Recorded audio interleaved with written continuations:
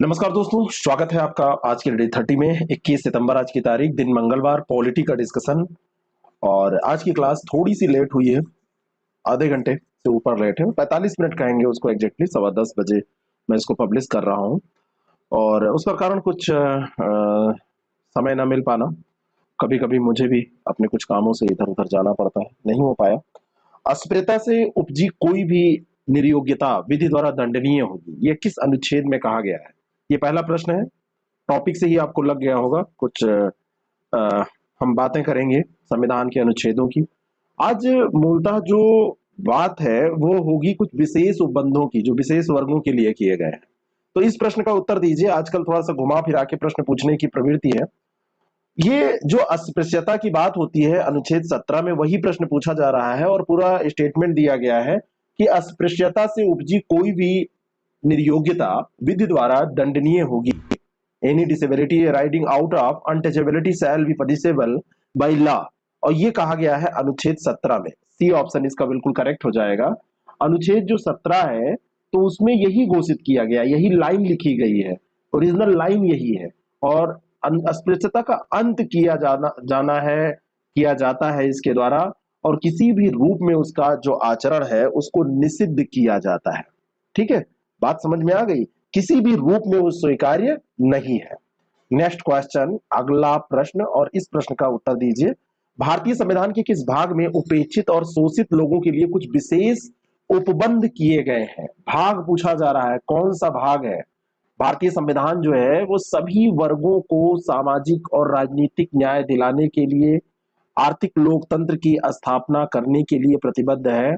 और उसमें प्रावधान किए गए हैं, अल्पसंख्यकों के लिए भी कुछ प्रावधान किए गए हैं, और उपेक्षित और शोषित लोगों के लिए इसी तरीके से भाग 16 में अनुच्छेद 330 से लेकर अनुच्छेद 342 तक जो प्रावधान है, तो कुछ वर्गों के संबंध में विशेष उपबंध इसमें किए गए हैं। भाग 16 में, भाग जो 16 है, पार्ट 16, बार बार मैं बोल इसलिए रहा हूं कि इसको याद कर लीजिए, है ना। तो उसमें ये प्रावधान किए गए हैं। और अनुसूचित जातियां हैं, अनुसूचित जनजातियां हैं, आंग्ल भारतीय समुदाय हैं, इन सब के बारे में। ठीक है, तो ये सारे प्रावधान हैं। और अब ये रिलेटेड है, ठीक है ना। तो ये ध्यान रखना, भाग 16 इसके लिए ये इंपॉर्टेंट हो जाएगा। बी ऑप्शन इसका बिल्कुल करेक्ट हो जाएगा। ठीक है, ये प्रावधान है अनुच्छेद 330 से अनुच्छेद 342। अब इसके अंतर्गत क्या है, अभी आगे प्रश्न आएंगे तो आपको क्लियर हो जाएंगे। कई बार प्रश्न उलझाऊ पूछे जा रहे हैं। राज्य जनता के दुर्बल वर्गों, विशेष रूप से अनुसूचित जातियों और अनुसूचित जनजातियों के शिक्षा और अर्थ संबंधी हितों की विशेष सावधानी से अभिवृद्धि करेगा। विशेष सावधानी से अभिवृद्धि करेगा। तो हितों का यहाँ पर कहीं ना कहीं हितों की को बढ़ाने की बात हो रही है, मतलब उनके हित साधने की बात हो रही है। ये किसमें वर्णित किया गया है, कौन सा अनुच्छेद है? सारे अनुच्छेद हम देखेंगे। अनुच्छेद 44 जो इसमें दिया है, अनुच्छेद 44 राज्यों को निर्देश देता है कि उचित समय पर सभी धर्मों के लिए पूरे देश में समान नागरिक संहिता। ठीक है, तो समान नागरिक संहिता की बात इसमें होती है। 47 में पोषण स्तर और जीवन स्तर को उठाने की बात होती है। 49 में राज्य की जो कलात्मक या ऐतिहासिक जो महत्व है उसके बारे में, स्मारक या जो स्थान है उनके बारे में रक्षा का प्रावधान किया गया है ना। स्मारक का, कलात्मक जो भी चीजें हैं उनकी रक्षा करने की बात इसके अंतर्गत की गई है। अनुच्छेद जो 46 है उसमें ये जो क्वेश्चन में कहा गया है ये किया गया है, दुर्बल वर्ग विशेष रूप से एससी और एसटीज के शिक्षा और अर्थ संबंधी हितों की रक्षा की बात इसमें की गई है। ये पूरा आपको दिया गया है। इसमें आपको बताना चाहता हूँ 109 के सब्सक्रिप्शन में आपको ले ये चाहिए अगर तो आप ले सकते हैं। और ये मंथली बेस पे होता है। इसमें टेस्ट भी आपको मिल जाएंगे, इसका पीडीएफ मिल जाएगा, और वीकली जो टेस्ट होता है वो भी आपको मिल जाएगा। ठीक है, अगला प्रश्न आपकी स्क्रीन पर। अगला जो प्रश्न है, भारतीय संविधान के किस अनुच्छेद के अंतर्गत अल्पसंख्यक वर्गों के लिए विशेष प्रावधान किए गए हैं? अल्पसंख्यक वर्गों के लिए कौन सा ये अनुच्छेद है? भारतीय संविधान में भाग 3 में अनुच्छेद आप देखेंगे तो आर्टिकल आपको मिलेगा 29 और आर्टिकल मिलेगा 30। तो आर्टिकल 29 और 30 इन दोनों में ये वैसे आता है पार्ट 3 में। अब देखिए कैसे कैसे ये विशेष उपबंधों से रिलेटेड है। उधर भाग 16 भी हमने पढ़ा था, पार्ट 16 हमने पढ़ा था, आप पार्ट 3 पढ़ रहे हैं, पार्ट 3 पढ़ रहे हैं, तो ये भी बी ऑप्शन इसका करेक्ट हो जाएगा। इसमें विशेष वर्गों के लिए उपबंध किए गए हैं, तो ये ध्यान रखना आप। भाग 3 भी इससे रिलेटेड है, आर्टिकल 29 और 30। अगला जो प्रश्न है वह भारतीय जो अंतरराष्ट्रीय युद्ध विरोधी संगठन का अध्यक्ष 1988 में नियुक्त किया गया था। अब ये जो प्रश्न है, इस प्रश्न को वैसे पूछे जाने का कोई मतलब नहीं है। अब बाय द वे कहीं ओल्ड ईयर क्वेश्चन पलटा पेपर सेटर ने और उसको लगा कि चलो कर लेते हैं। अंतरराष्ट्रीय युद्ध विरोधी संगठन जिसका मुख्यालय कहाँ है, इसका मुख्यालय है लंदन में। 30 से ज्यादा देश इसमें, ठीक है। और 1921 में इसकी स्थापना हुई थी। नीदरलैंड में इसका ये स्थापना इसकी हुई थी, नीदरलैंड में। और अध्यक्ष के रूप में 89 से 91 88 में नियुक्त किया गया और 1989 से इनका कार्यकाल चालू हुआ, 91 तक रहा। तो इन्होंने, कौन थे ये, नारायण देसाई जो थे, इन्होंने क्या किया था, अध्यक्षता इसकी की थी। बस इतना ये प्रश्न है, पूछा हुआ ये प्रश्न है। आज मैं जब पूरा ये लिस्ट देख रहा था, बाकी तो आपको नए क्वेश्चन मिलेंगे, 4-5 क्वेश्चन मैंने वहां से रखे हैं, तो मुझे लगा कि ऐसे प्रश्न भी, तो ऐसे उटपटांग प्रश्नों के लिए भी आप तैयार रहिए। आयोग कोई भी एक्सपेरिमेंट करने से चूक नहीं रहा है आजकल, ठीक है। अगला जो प्रश्न है, अल्पसंख्यक आयोग का गठन कब किया गया था, ये भी एक महत्वपूर्ण प्रश्न है। संसद ने संविधान और संघ और राज्य विधियों में उपबंधित रक्षोपायों के कार्यकरण का पर्यवेक्षण करने के लिए एक राष्ट्रीय अल्पसंख्यक आयोग बनाया, एक अधिनियम लेके आई गवर्नमेंट 1992 में, और इसी के अकॉर्डिंग अल्पसंख्यक आयोग का गठन 1993 में किया गया। अब 1993 के दो विकल्प हैं, एक तो यहाँ पे मई दिया है, एक अक्टूबर। तो मई 1993 में इसका गठन किया गया था, ए ऑप्शन इसका बिल्कुल करेक्ट हो जाएगा। और 1992 का अधिनियम था, 93 में हुआ। और अल्पसंख्यक जो है 5 समुदाय हैं, मुस्लिम, सिख, ईसाई, बौद्ध और जो पारसी हैं, इनको अल्पसंख्यक अधिसूचित करती है। और अल्पसंख्यक आयोग अधिनियम 1992 के सफल कार्यान्वयन हेतु सरकार ने मई 1993 में एक अल्पसंख्यक आयोग का गठन किया था। उद्देश्य ये लिखा हुआ है कि किस कारण से किया था, पर्पस क्या। और इसी के तहत 2014 में जैन को भी शामिल किया गया था। पहले यही थे, फिर जैन को 2014 में अल्पसंख्यक में शामिल कर दिया गया था इस श्रेणी में, है ना। गुजरात सरकार ने राज्य में भी अलग से जैन समुदाय को अल्पसंख्यक घोषित किया है। ये फैक्ट, अगर मैं सही हूं मैं, तो ये फैक्ट भी याद रखना आप कि कौन सा स्टेट है जिसने ऐसे घोषित कर रखा है, तो इंपॉर्टेंट है, ध्यान रखना। नेक्स्ट क्वेश्चन, अगला जो प्रश्न है उसका उत्तर दीजिए। निम्नलिखित में से कौन सा सही सुमेलित है, यहाँ पर कुछ अनुच्छेद और उसके बारे में। अनुच्छेद 39 से गरीबों को निःशुल्क कानूनी सहायता प्रदान करना। अनुच्छेद 43 से उद्योगों के प्रबंधन में श्रमिकों की भागीदारी। और 48A पर्यावरण की रक्षा और उसमें सुधार। कौन सा इसमें सही है, ये सभी के सभी सही सुमेलित हैं, डी ऑप्शन इसका करेक्ट हो जाएगा। ये जो भी दिए हैं, 43 से निःशुल्क कानूनी सहायता, 39 ये था, 43 से उद्योगों के प्रबंधन में भागीदारी, 48 से पर्यावरण की रक्षा। खूब कंफ्यूजन होते हैं, अलग अलग लिख के रट लीजिए इसको, ठीक है। अगला जो प्रश्न है, निम्नलिखित में से कौन सा युग्म सही सुमेलित नहीं है। कानून के समक्ष समानता, नागरिकों और गैर नागरिकों को प्राप्त अधिकार, राज्य के नाम का परिवर्तन, राज्य विधानसभा की शक्ति, नए राज्य का निर्माण, संसद की शक्ति, और सरकारी नौकरी में अवसर की समानता केवल भारतीय नागरिकों को प्राप्त। कौन सा सही सुमेलित नहीं है, तो राज्य के नाम में जो परिवर्तन की बात हो रही है, राज्य के नाम में परिवर्तन राज्य विधानसभा की शक्ति नहीं है, ये काम करता है संसद, ठीक है। अब ये थोड़ा सा टॉपिक से हट के है, लेकिन लिस्ट में मिला तो मैंने कहा इसको मैं छोड़ूंगा नहीं, क्योंकि यहाँ कंफ्यूजन होता है। कानून के समक्ष समानता की बात है तो नागरिक और गैर नागरिक दोनों को प्राप्त है ये अधिकार। नए राज्य का निर्माण संसद की शक्ति है, और नाम में परिवर्तन भी जो है वो भी संसद ही करती है, ये ऐसे नहीं हो सकता कि राज्य कर ले, राज्य विधानसभा नहीं। और सरकारी नौकरी में अवसर की समानता केवल भारतीयों को प्राप्त है, ठीक है। नेक्स्ट क्वेश्चन, अगला जो प्रश्न है, राज्य ग्रामीण क्षेत्रों में व्यक्तिगत या सहकारी आधार पर कुटीर उद्योगों को बढ़ावा देने का प्रयास करेगा। ये किस अनुच्छेद में कहा गया है, कौन सा अनुच्छेद है जो ये वर्णित करता है, कौन सा अनुच्छेद है। अनुच्छेद यहाँ पे 43, 40, 43B और 46 दिया है। चलिए 43 की पहले बात कर लेते हैं।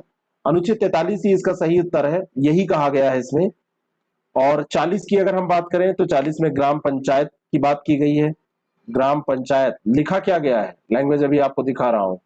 अनुच्छेद 43 जो बी है, इसमें सहकारी समितियों की बात की गई है, सहकारी समितियों की।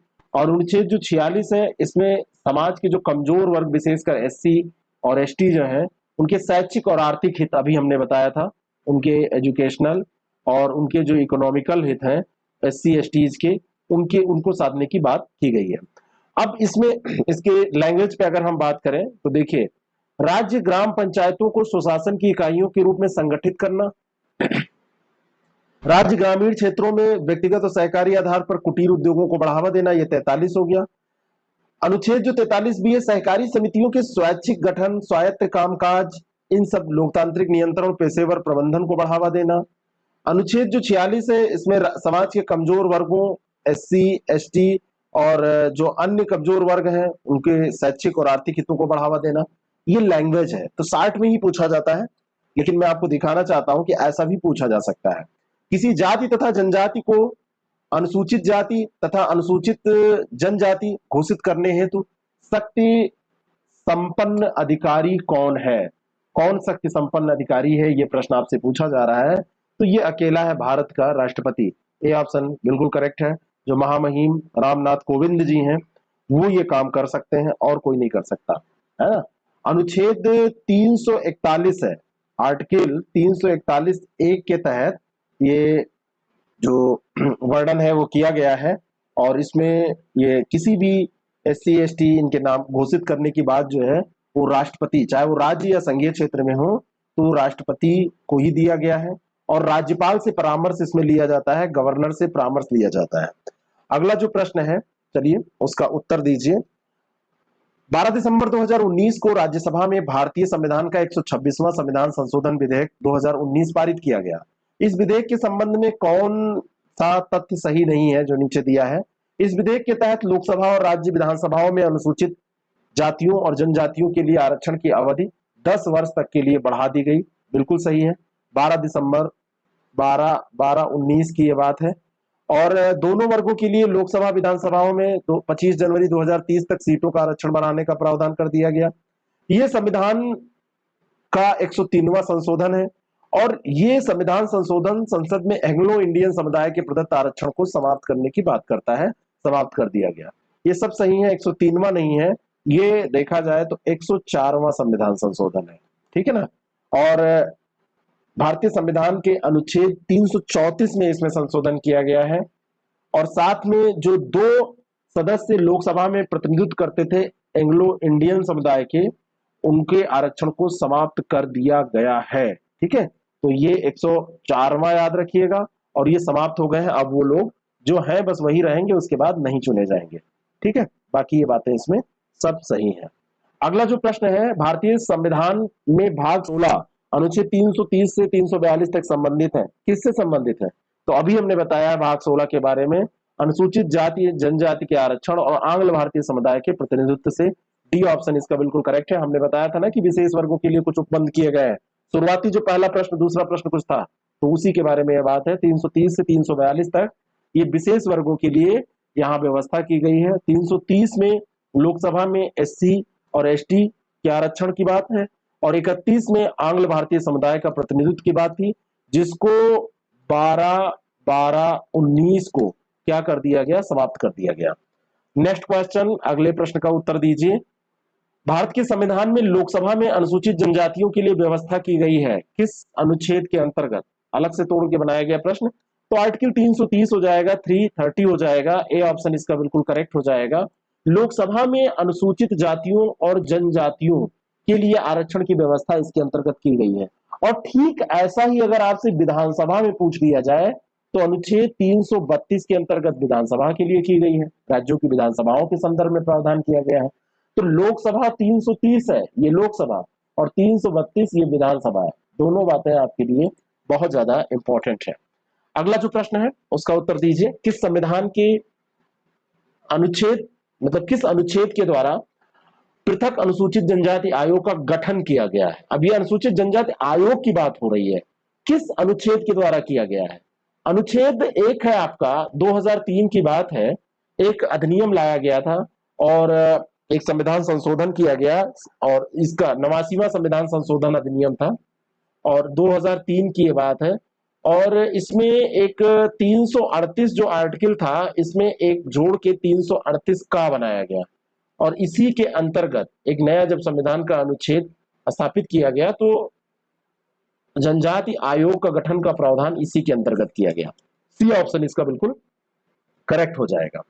और पहले जो था वो अनुसूचित जाति और अनुसूचित जनजाति एक ही आयोग हुआ करता था। बाद में 19 फरवरी 2004 से 19 फरवरी से ये अलग अलग, एक तो एससी का बन गया और एक एसटी का बन गया, इसको अलग अलग कर दिया गया। ठीक है, ये ध्यान रखना। चलिए अगले प्रश्न पे चलते हैं। अनुसूचित जातियों और अनुसूचित जनजातियों के लिए एक राष्ट्रीय आयोग गठित करने का प्रावधान संविधान के किस संशोधन अधिनियम के तहत हुआ? तो यही मैंने अभी बताया था, 89वां, रट लीजिए। कब आया था?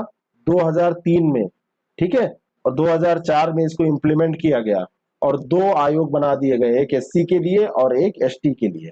इस तरीके से दिमाग में इसको बिठा लीजिए। नेक्स्ट क्वेश्चन, निम्न में से किस प्रदेश में सर्वाधिक अनुसूचित जनजाति है? जब बात आई है तो ये भी आपसे पूछा जाता है, तो ये मध्य प्रदेश ही इसका उत्तर होता है। जीके का प्रश्न है, बी ऑप्शन इसका बिल्कुल करेक्ट है, बिल्कुल सही हो जाएगा, मध्य प्रदेश ही है।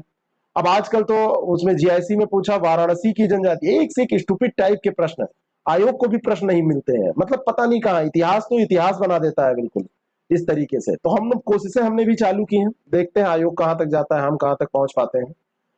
निम्नलिखित कथनों पर विचार करें, भारत में किसी भी धर्म को मानने वाली जनजाति को अनुसूचित जनजाति के अंतर्गत शामिल किया जा सकता है। किसी भी धर्म को मानने वाली सोचकर उत्तर दीजिएगा। ऐसे प्रश्न आपसे जब पूछे जाते हैं तो आप कई बार सोचते हैं किसी भी को नहीं, कुछ निश्चित होता है। भारत में अनुसूचित जाति के अंतर्गत केवल हिंदू, जैसे बौद्ध और सिख भी शामिल हैं, जिसमें धर्म के ही व्यक्ति आ सकते हैं, अन्य के नहीं। अगर आपको अनुसूचित जाति घोषित करना है तो हिंदू, बौद्ध, सिख भी जिसमें शामिल है वही हो सकते हैं, लेकिन जनजाति वो किसी भी धर्म को मानने वाली, मुस्लिम भी होगी तब भी हो जाएंगी। दोनों बातें सही हैं, सी ऑप्शन इसका बिल्कुल करेक्ट है ना। ये सब प्रश्न हम टेस्ट सीरीज में भी आपको देते हैं, और यहाँ पे भी, यहाँ दूसरा तरीका है, वहां पे भी तो ऐसे ही प्रश्न बहुत सारे हैं, अलग भी प्रश्न होते हैं। तो हमारी टेस्ट सीरीज जो है यूपी पीसीएस और आरओ एआरओ, ये दोनों एग्जाम के लिए अभी चल रही है, उसको आप ज्वाइन कर सकते हैं। 6307281212 ये हमारा कॉन्टेक्ट नंबर है। आईएएस प्रेप एकेडमी ऐप आप डाउनलोड कीजिए, या इस कॉन्टेक्ट नंबर पर आप व्हाट्सएप या कॉल करके जानकारी लीजिए, और आप ज्वाइन कर सकते हैं इस टेस्ट को, जिससे आपका पेपर अच्छा हो जाए। प्रैक्टिस होती है ये, कई लोग टेस्ट सीरीज इसलिए ज्वाइन करते हैं सब क्वेश्चन उसी से आ जाएंगे, ऐसे लोग कतई ना ज्वाइन करें, वो टेस्ट सीरीज का मतलब ही नहीं समझते हैं। पेपर आउट मैं नहीं कर सकता, मैं कोई दलाल नहीं हूं, या मैं कोई ऐसा व्यक्ति नहीं हूं कि मैं पेपर आउट करवाने वाला आदमी हूं। मैं यहां पर आपकी प्रैक्टिस करवाता हूं, मैं आपको तैयार करवाने की कोशिश करता हूं कि आप पेपर के लिए तैयार हो जाए, एग्जामिनेशन के लिए तैयार हो जाए। बाकी पेपर मैं नहीं आउट करा सकता, ठीक है, तो ये ध्यान रखना। और ये दोनों बातें सही हैं। इसके बारे में एक आदेश 1950 का है, तो उसमें धर्मनिष्ठता से स्वतंत्र रखा गया है अनुसूचित जनजाति को। बाकी जो जाति है उसमें बौद्ध और सिख को शामिल करते हुए हिंदू व्यक्ति ही आ सकते हैं, बाकी कोई नहीं। अगला जो प्रश्न है, निम्नलिखित में से किसमें या किनमें किसी भी जाति के लिए आरक्षण नहीं है? राज्यसभा, विधान परिषद, उपयुक्त दोनों, या इनमें से कोई नहीं। आरक्षण की व्यवस्था जैसे आपके विधानसभा लोकसभा चुनाव में है, लेकिन राज्यसभा और विधान परिषद चुनाव किसी में भी कोई जाति के लिए आरक्षण, जातिगत आरक्षण की व्यवस्था नहीं है। सी ऑप्शन इसका बिल्कुल करेक्ट हो जाएगा, किसी भी जाति के लिए किसी भी तरीके का कोई आरक्षण नहीं रखा गया है। इनमें से कौन सा कथन सही नहीं है? अनुसूचित जातियों और अनुसूचित जनजातियों की सूचियां प्रत्येक राज्य के लिए उस राज्य के राज्यपाल के परामर्श से राष्ट्रपति द्वारा सन 1950 में जारी आदेश द्वारा बनाई जाती है। सही है, राज्यपाल उसमें परामर्श देगा और फिर राष्ट्रपति के द्वारा उसको किया जाएगा, पास किया जाएगा, जारी, जब उसके द्वारा आदेश जारी हो जाएगा तो हो जाएगी। इस सूची में संशोधन केवल संसद अधिनियम बनाकर कर सकती है, ये भी सही है। अनुसूचित जातियों और अनुसूचित जनजातियों की सूचियां संबंधित राज्यों द्वारा बनाई और संशोधित की जा सकती हैं। जब ऊपर वाले सही है तो ये गलत है। और कोई जनजाति राज्य के केवल एक भाग के लिए अनुसूचित जनजाति घोषित की जा सकती है, ये भी सही है। ऐसा जरूरी नहीं है कि वो पूरे जगह पे हो, एक भाग के लिए भी हो सकती है। और कई बार एक स्टेट में कोई जाति जो है वो जनजाति में आती है, दूसरे में वो ओबीसी में आती है, एससी में आती है, बड़े अंतर होते हैं कई बार।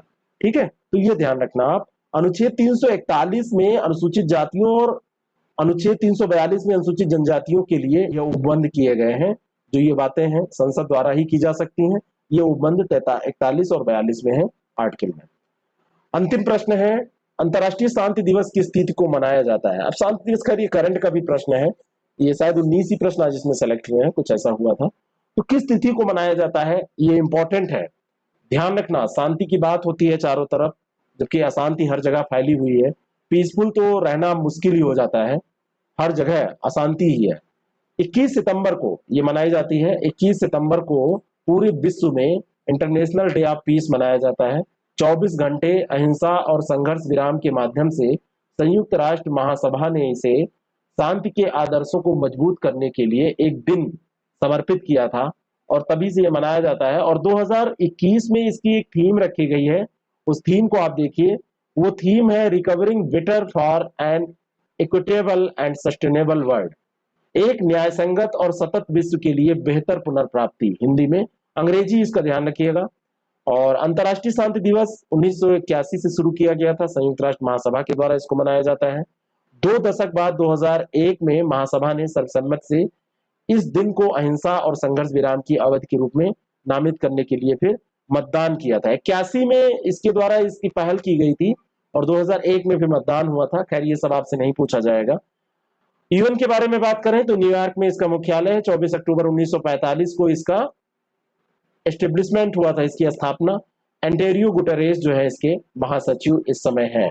अगला प्रश्न आपकी स्क्रीन पर है, देश में 70 नंबर के, अभी मैं आपको बताना चाहता हूं कि 69वां के बारे में हमने बात की थी और वो कौन थे, जरा कमेंट करके बताइए। ग्रैंड मास्टर, 69वें के बारे में हमने अभी जल्दी ही बात की थी। ग्रैंड मास्टर वो कौन थे? अब 17वें ग्रैंड मास्टर अभी बन गए हैं और इनका नाम है R Raja Ritwik. B option इसका बिल्कुल करेक्ट है। और ये जो है 17 वर्ष के भी हैं। अभिमन्यु जो है ये सबसे छोटे हैं अभी तक का जो ग्रैंड मास्टर बने हैं। विश्वनाथन आनंद ये प्रथम थे, ये ध्यान रखना, ये दो चीजें बहुत इंपॉर्टेंट है। ये अभिमन्यु मिश्रा सबसे छोटे ग्रैंड मास्टर, ये 13 ही साल के हैं, है ना।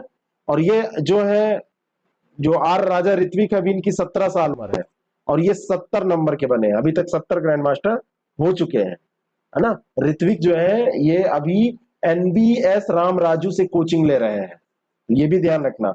और हंगरी के बुडापेस्ट में वेजर कैप्जो ग्रैंड मास्टर शतरंज टूर्नामेंट में जीएम खिताब, इन्होंने ये ग्रैंड मास्टर का खिताब हासिल किया है। बहुत बड़ी पदवी होती है। आप लोग भी अपने अपने क्षेत्र के ग्रैंड मास्टर बन जाइए। नेक्स्ट क्वेश्चन अगला है, ग्लोबल इनोवेशन इंडेक्स 2021 में भारत को 46वें स्थान पर रखा गया है, 46। भारत पिछले साल की रैंकिंग से क्या हुआ है? 2 पायदान ऊपर चढ़ा है। ऊपर चढ़ने का मतलब यह है, अगर इसका मान लो कि 48 था तो अब ऊपर चढ़ेगा तो 46 हो गया है। नीचे घटने का मतलब यह है कि 44 था तो 46 हो गया है। पायदान नीचे चढ़ने ऊंचे, ये मैं बता रहा हूं, नीचे चढ़ने उतरने और ऊपर चढ़ने की जो बात है, कोई परिवर्तन नहीं हुआ है। यह 6 पायदान ऊपर चढ़ गया है। तो 2000 अगर 20 की बात की जाए तो भारत की रैंक थी 48 और 2 पायदान ऊपर चढ़ गया, अब हो गई 46। तो ए ऑप्शन इसका बिल्कुल करेक्ट हो जाएगा। दोनों साल की रैंक आप याद रखिए। अब इस साल की रैंक तो आपको 46 याद है, 2020 की रैंक आप इसी समय याद करिए, वो थी 48। ठीक है, 2020 में 48 रैंक थी। 132 अर्थव्यवस्थाओं के अंतर्गत ये रैंक 46 आई है भारत की। ग्लोबल इनोवेशन इंडेक्स 132 अर्थव्यवस्थाओं पर इसको परखा गया है, तब जारी किया गया है। वर्ल्ड इंटेलेक्चुअल प्रॉपर्टी ऑर्गेनाइजेशन वीपो है, वीपो, उसके द्वारा ये जारी किया जाता है। पूछा जाता है किसके द्वारा, तो वीपो के द्वारा ये जारी किया जाता है। ठीक है, अगला जो प्रश्न है उत्तर दीजिए। संघाई सहयोग संगठन के सदस्य देशों में निम्नलिखित में से कौन सा देश शामिल नहीं है? संघाई सहयोग संगठन की अगर बात करें, एससीओ की बात करें, तो अभी इसमें जो देश हैं उनके देशों की संख्या, सदस्यों की, मेंबर्स की संख्या इसमें 9 हो गई है। और इन 9 मेंबर्स में आप ध्यान रखिए कि कौन कौन से मेंबर्स हैं। तो इसमें मेंबर्स के तौर पर अब ईरान भी शामिल हो गया है, ये सबसे इंपॉर्टेंट हो गया है। बाकी जो 8 थे वो आपको याद थे। ईरान भी इसमें है, चीन, रूस, Tajikistan, Kazakhstan, Uzbekistan, Kyrgyzstan, Bharat, Pakistan, इतने थे। भारत और पाकिस्तान सबसे लास्ट में शामिल हुए थे। और उसके बाद में अब ईरान भी हो गया है, ठीक है। तो अब ईरान भी शामिल हो गया, ईरान हो गया, उज्बेकिस्तान हो गया, किर्गिस्तान। पूछा जा रहा है कौन सा शामिल नहीं है, तो ईरान है, उज्बेकिस्तान है, किर्गिस्तान है, इराक इसमें शामिल नहीं है। इराक जो है ये शामिल नहीं है, तो बी ऑप्शन इसका बिल्कुल करेक्ट है, क्योंकि शामिल नहीं पूछा जा रहा है, ठीक है ना। तो ध्यान रखना, अभी 21वां शिखर सम्मेलन हुआ है, तभी ईरान को पूर्ण सदस्य के रूप में स्वीकार किया गया है, ये भी आपसे पूछा जाएगा। और कहां पर यह सम्मेलन हुआ है, ये हुआ है दुशांबे में। दुशांबे कहां है, तजाकिस्तान में। तजाकिस्तान के दुशांबे में 21वें सम्मेलन के अंतर्गत इसको शामिल किया गया है। 8 मुख्य सदस्य के जो नेता थे, उन्होंने ईरान के इस्लामी गणराज्य की सदस्यता को एक पर्यवेक्षक सदस्य से फिर पूर्ण सदस्य में बदलने पर सहमति जताई। पर्यवेक्षक सदस्य था, अब इसको पूर्ण सदस्य बना दिया गया है ना। तो अब इसमें जो सदस्य हो गए हैं उनकी संख्या 9, ये 9 सदस्य हैं। 15 जून 2001 को इसकी स्थापना हुई थी। बीजिंग चीन में मुख्यालय है। महासचिव व्लादिमीर नोरोव है, इसके महासचिव जो है वो व्लादिमीर नोरोव है। अगला प्रश्न आपकी स्क्रीन पर, बताइए उत्तर।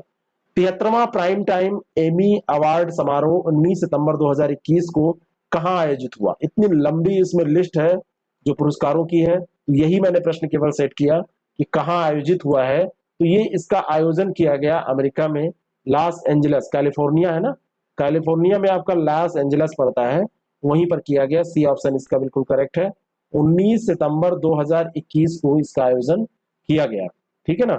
तो ये जो है, अब इसमें बहुत सारे ग्रेमी अवार्ड दिए गए हैं, इनकी सूची पूरी है, आप इसको पढ़िएगा। ये अवार्ड खैर ऐसे पूछे तो नहीं जाते हैं, इत्तेफाकवश कभी पूछ लिया जाए तो यहाँ पर इसको कोई बोलने का मतलब नहीं है। ये पूरा एक लिस्ट है, ये लिस्ट मैं आपको पीडीएफ में दे ही दूंगा, आप इसको पढ़ लीजिएगा। एमी पुरस्कार की अगर बात की जाए तो ये एक अमेरिकी पुरस्कार है, टेलीविजन उद्योग में उत्कृष्टता को मान्यता देने के लिए दिया जाता है। और ये मतलब टेलीविजन उद्योग का है, ये ध्यान रखिएगा। और इसमें आपको मैं बताना चाहता हूँ, ये प्रश्न एक बार पूछा भी गया है ना। ये पूरे कैलेंडर वर्ष में आयोजित कई वार्षिक कार्यक्रमों में प्रस्तुत किया जाता है, जिसमें से प्रत्येक टेलीविजन उद्योग के विभिन्न क्षेत्रों में जो सम्मान देने की बात है वो दिया जाता है, सम्मान को प्रदान किया जाता है। तो ये पूरी लिस्ट है, अब इसमें बहुत ज्यादा इसके बारे में रटना कोई ठीक नहीं है। अब मान लो अभी जाए तो कैसे रटेंगे, तो कुछ 1-2 बार देख लीजिएगा, हो पाएगा तो होगा। जिमी ग्रिप्स का निधन हो गया, वे किस क्लब के लिए खेलते थे। अब यहां पर यह भी नहीं बताया गया है कि ये थे क्या। तो ये जिमी ग्रिप्स जो थे वो एक क्या थे, सबसे पहले तो आपको ये जानना पड़ेगा, ठीक है ना। तो इन्होंने फुटबॉल में अपना कैरियर बनाया था, फुटबॉलर थे। और ये शुरुआत में चेल्सी के लिए खेलते थे, कैरियर की शुरुआत वहां से हुई। फिर लंदन के लिए खेलते थे, लंदन क्लब के लिए 57 से 61 तक इसके साथ इन्होंने खेला। 124 लीग गोल भी इन्होंने किए। तो बी सी ऑप्शन इसका करेक्ट है। कभी कभी यूपीपीसीएस जो है, यूपीपीएससी के प्रश्न पूछने का कुछ अब दायरा नहीं रह जा रहा है, यूपीएससी को भी ये फेल कर रहा है इस मामले में कि हम पुराना नहीं पूछेंगे। बाकी अस्तर तो इनका क्या रहता है आप जानते ही हैं, कोई अस्तर ही नहीं रह जाता है, ऐसा प्रयोग ये कर देते हैं। तो ये जो है ध्यान रखिएगा, ये दोनों चेल्सी और लंदन क्लब दोनों से ये रिलेटेड थे। वैसे फुटबॉल से ये रिलेटेड थे, ये याद रखना ज्यादा इंपॉर्टेंट है। नेक्स्ट क्वेश्चन, सितंबर 2021 में संत नरेंद्र गिरि का निधन हो गया, वे क्या थे। तो नरेंद्र गिरि का अभी निधन हुआ है, तो ये अखिल भारतीय अखाड़ा परिषद के अध्यक्ष थे। सी ऑप्शन इसका बिल्कुल करेक्ट है। आज अभी टीवी आप ओपन करेंगे, ऑन करेंगे, तो टीवी जैसे ही ऑन करेंगे तो आपको केवल इन्हीं के बारे में न्यूज मिलेगी। कुछ अपना चल रहा है मामला, ये चिट्ठी लिखी है, ऐसा है वैसा है, अब वो क्या बाद में हम लोग डिस्कस करेंगे अगर कोई मामला इसमें रहेगा। तो इसने इन्होंने मतलब जो है 2016 में अखाड़ा परिषद के प्रमुख का पदभार संभाला था। और इन्हीं के कार्यकाल के दौरान परिषद ने नकली संतों की एक सूची भी जारी की थी। 2019 में फिर से इनको परिषद का प्रमुख चुन लिया गया था। अखाड़ा परिषद की बैठक में इन्होंने अभी अयोध्या टाइटल सूट में सुप्रीम कोर्ट के फैसले के 1 साल बाद ये भी कहा था कि वे राम जन्मभूमि आंदोलन की तर्ज पर वाराणसी और मथुरा में हिंदू मंदिरों को मुक्त करने के लिए एक अभियान शुरू करेंगे, ठीक है। अखाड़ा परिषद को राम जन्मभूमि ट्रस्ट में शामिल करने की मांग इन्होंने की थी। तो इस सब चीजों के लिए जाने जाते हैं। सी ऑप्शन इसका बिल्कुल करेक्ट है। नाम याद रखिएगा, पूछा जा सकता है कभी भी। सीआईएसएफ की अधिकारी गीता समोता 2 चोटियों माउंट एल्ब्रस और किलिमंजारो चोटी को फतेह करने वाली सबसे तेज भारतीय फास्टेस्ट इंडियन बनी है। ये चोटियां क्रमशः कहाँ स्थित है? याद करिएगा, ये सीआईएसएफ की अधिकारी है, गीता समोता इनका नाम है, और माउंट एल्ब्रस और किलिमंजारो पर ये चढ़ी है। एल्ब्रस जो है वो रसिया में है, किलिमंजारो आपका तंजानिया में है। बी ऑप्शन इसका बिल्कुल करेक्ट हो जाएगा, एक रसिया में और एक तंजानिया में। ये केंद्रीय अर्धसैनिक बल की है ना, और गृह मंत्रालय के अंतर्गत ये आता है सीआईएसएफ। और 2011 में सीआईएसएफ में ये शामिल हुई थी, 2012 में ये यूनिट में थी। उसके बाद में माउंट सतोपंथ में उत्तराखंड में स्थित है, वहां पे इन्होंने चढ़ाई की। फिर माउंट लोबिचे नेपाल में है, उसको फतेह किया। माउंट एवरेस्ट की जो टीम थी उसको फतेह करने का एक अभियान था, उसमें भी ये सदस्य थे। तो इनके बारे में ध्यान रखिएगा, ये कौन है, इनका नाम, और साथ में इन्होंने किन किन चोटियों पे चढ़ाई की है। ये चोटियां अक्सर आपसे ऐसे पूछी जाती हैं ज्योग्राफी के अंतर्गत। अगला जो प्रश्न है उत्तर दीजिएगा। 21 सितंबर 2021 को विश्व स्तर पर विश्व अल्जाइमर दिवस मनाया गया है ना। तो 2021 में इसकी थीम क्या थी? 21 सितंबर को अल्जाइमर दिवस होता है विश्व स्तर पर, और इसकी थीम थी मनोभ्रंश को जाने, है ना। सी ऑप्शन इसका बिल्कुल करेक्ट है।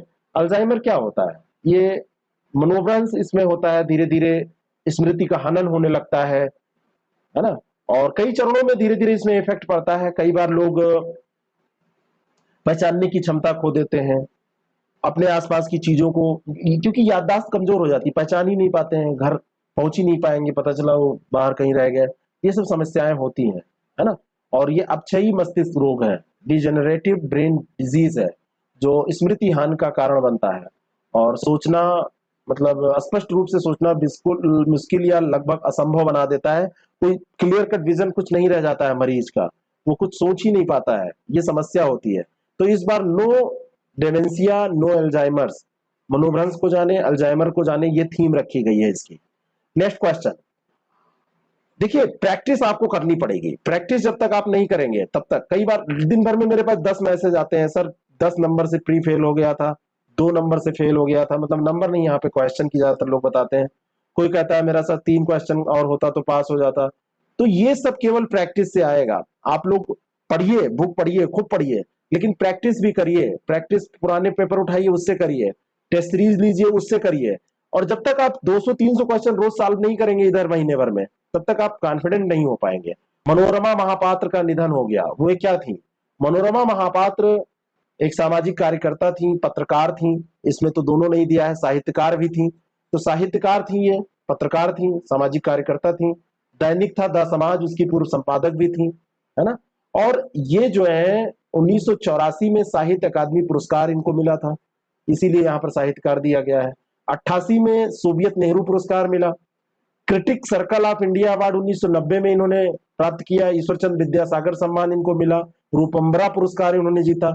निधन तो होना ही है सबका, कितना भी आप लिख डालिए, कितना भी आप पुरस्कार प्राप्त कर लीजिए, इस नश्वर शरीर का एक दिन अंत होना है, ये क्षणिक है, ये शाश्वत नहीं है। तो ये भी हमको ध्यान रखना चाहिए, ठीक है। इस सच्चाई को हमको भूलना नहीं चाहिए। उड़िया साहित्यकार थी, उड़ीसा से बिलोंग करती थी। अगला जो प्रश्न है, और ये अंतिम प्रश्न है, इसरो और सीबीएसई के सहयोग से नीति आयोग ने अटल इनोवेशन मिशन ने कौन सा चैलेंज शुरू किया? नीति आयोग का जो अटल इनोवेशन मिशन है, उसने अभी एक स्पेस चैलेंज शुरू किया है। सी ऑप्शन इसका बिल्कुल करेक्ट हो जाएगा। सीबीएसई और इसरो के सहयोग से AIM यानी कि अटल इनोवेशन मिशन, है ना, ने पूरे देश में स्पेस चैलेंज शुरू किया है। सभी स्कूल की जो छात्र छात्राएं हैं, तो उनके शिक्षकों को उनको तैयार किया जाएगा अटल टिंकरिंग लैब्स प्रयोगशालाओं वाले स्कूलों से जो जुड़े हैं, और बल्कि सभी गैर ATL स्कूलों से भी जो जुड़े हैं, उन सबको मतलब तैयार किया जाएगा। जहां पे ये है ATL, जहां पे है नहीं है, इस सबको नहीं याद रखना है, लेकिन कौन सा मिशन है याद रखना है। इससे होगा क्या? उद्यमशीलता और नवाचार को बढ़ावा मिलेगा, और कक्षा 6 से 12 तक के छात्रों को एक खुला मंच इसमें दिया जाएगा, और वो डिजिटल युग अंतरिक्ष प्रौद्योगिकी समस्याओं को हल करने के लिए, इनोवेशन करने के लिए सक्षम हो पाएंगे। इसमें भाई जब इसरो मदद करेगा तो आप समझ सकते हैं कितना हो सकता है। तो ये रहा आज का Day30। आप को ये कैसा लगा जरूर बताएं, लोगों तक इसको पहुंचाएं। अगर लगता है किसी के लिए उपयोगी है तो बाकी करंट अफेयर की सीरीज चल चुकी है आरओ और यूपीपीसीएस के लिए, उसको आप रेगुलर देखें। आरओ के लिए बस आगे क्लासेस बढ़ जाएंगी, बाकी चीजें जो है हम पीछे से कवर कर रहे हैं तो ऐसे ही रहेंगी, फॉलो करते चलिए उसको। और जो जो एक सेगमेंट पूरा होगा तो उस पर ऐसे ही कॉन्फिडेंस आता रहेगा हम लोगों को। तो एक एक सेगमेंट अभी हम करते चलेंगे। आर्थिक का स्टार्ट हुआ है और साथ में हमने उसमें एक योजनाओं का भी स्टार्ट किया है, तो ये अभी चल रहा है। Thank you so much. Class देखने के लिए बहुत बहुत धन्यवाद। शुभ रात्रि।